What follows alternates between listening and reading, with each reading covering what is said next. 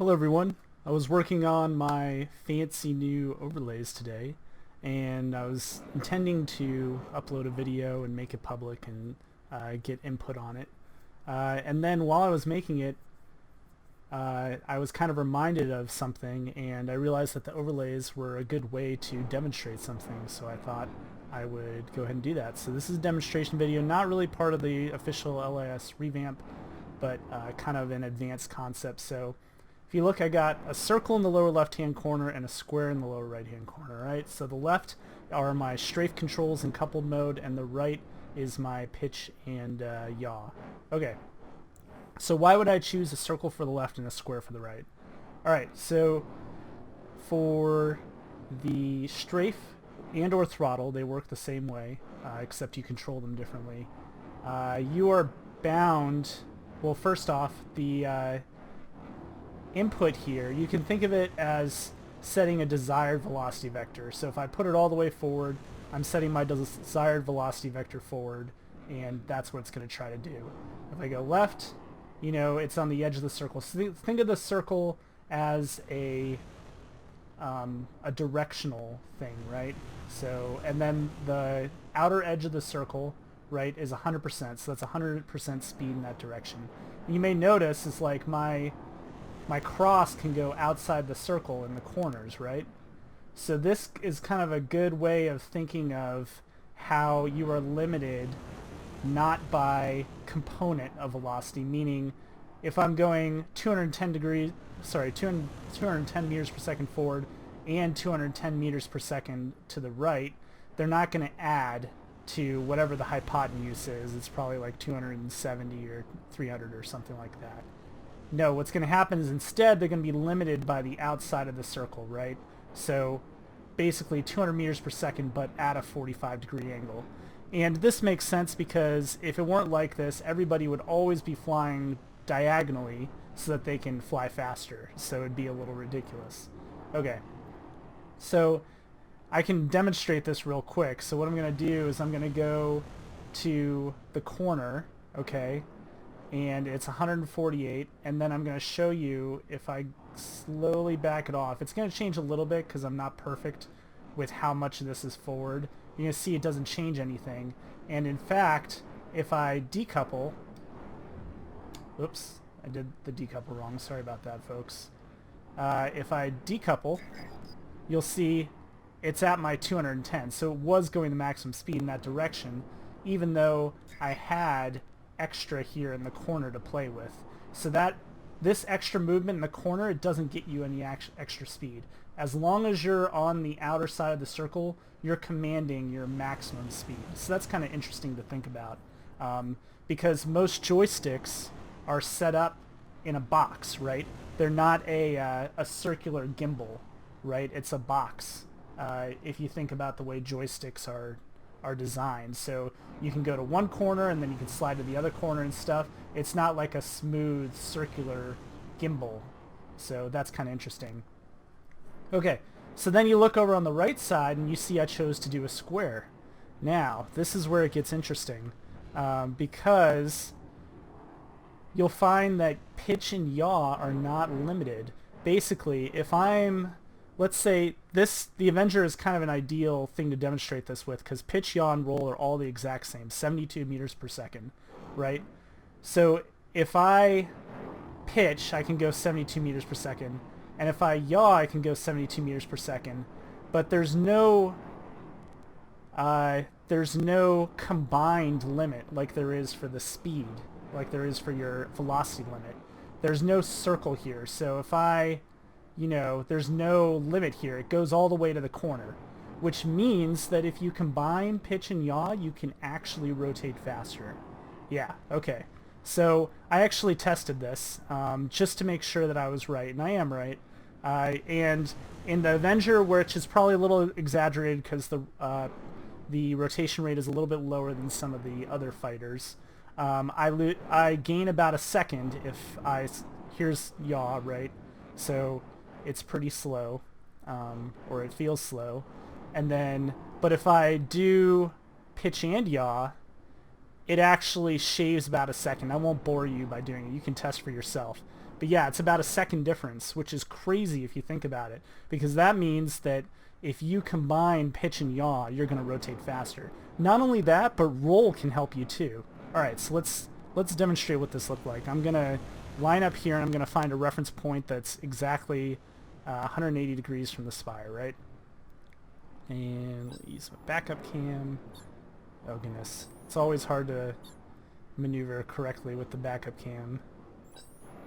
Okay, so I need to go left, which is counterintuitive. Nope, I need to go right. There we go. Okay, so these 3 rocks over here are exactly opposite, and I'm not going to move at all. All right, so like, all right, first, whenever I see someone pass me, right, I always, you know, find it's my best day ever when they do this. All right. To try to face me again. I'm like, thank you for exposing your profile to me. So just word to the wise, never do that. If you're gonna do a flat turn, you should yaw. That way you're not like, I guess if you're in the scout, it, you know, it doesn't matter. But all the other ships are flat, so you want to at least go this way. But I think you'll see that that's definitely not the fastest way to turn. The fastest way to turn would actually be this way, but if you look, like, what's going to happen is, you know, it's going to end up with you kind of at a different orientation, which is fine, right? But there's a way to sort of mix things so that you can turn even faster, and that's to add and roll. So I'm going to pitch, yaw, and roll. Ugh. And it takes practice, and I'm not that good at it, but and it actually feels a little bit different when you're moving, right? So you can actually, you know, kind of, I call it hooking your nose. That makes it go even faster. Hey everyone, one thing I forgot to mention here about the difference between doing this and doing just a normal pitch and yaw turn, combined turn, which you should do as much as you can because it's faster. Just remember that when you add the roll in, it's going to make it so that where you end up landing is much less precise. So if you're trying to track a target and shoot at it, you want to, I still add roll, but I add it in a very small amount so that I can kind of very easily and smoothly do it. But when you do one of these Cloverturns, you're kind of sacrificing precision for where you land in exchange for just getting your nose around quickly. So that's just something to consider. You got to use the right kind of rotation for the situation that you've got. But yep, Cloverturn, pitch, yaw, and roll. And I'm about to show you, I think in the video here, to add outward strafe, and that's pretty much how you do it. Okay. And it's even more noticeable. So if you compare what I just did there to these slow yawing turns and the same speed at this thing, and this thing, you can see like it was definitely faster to just kind of slam it all in at once, right? So it's you know, it's advantageous to do this. So a couple things here. I know that, you know, some people are like, oh, I want to pitch all the time because I'm flying, and okay, you can do that if you want. But I recommend combined pitch, yaw, and roll in your turns as much as possible.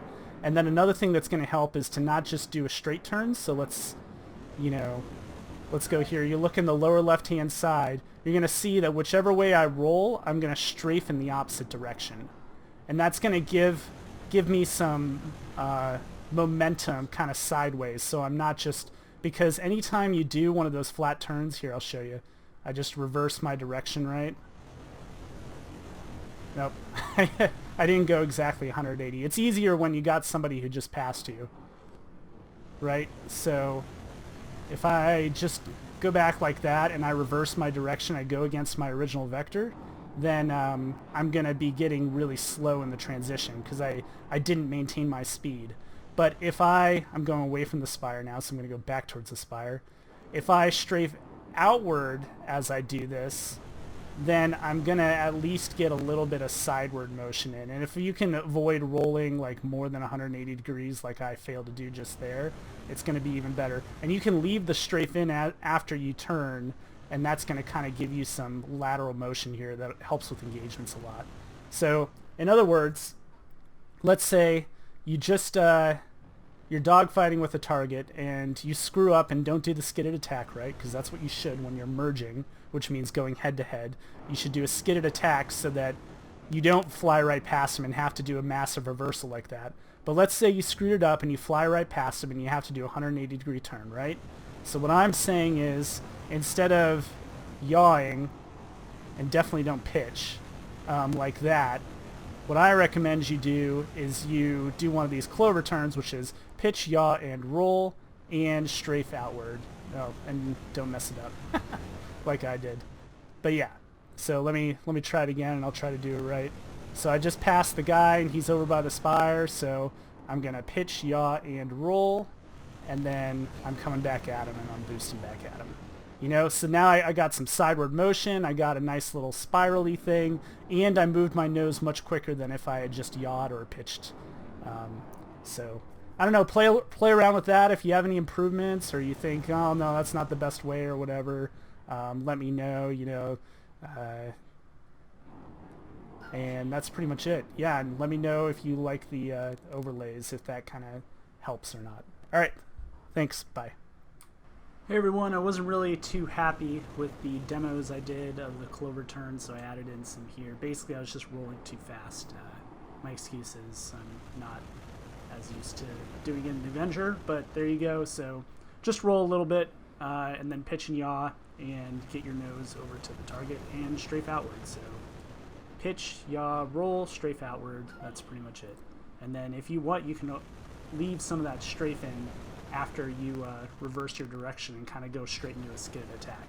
Anyway, everybody have fun and fly safe. User in your channel timed out.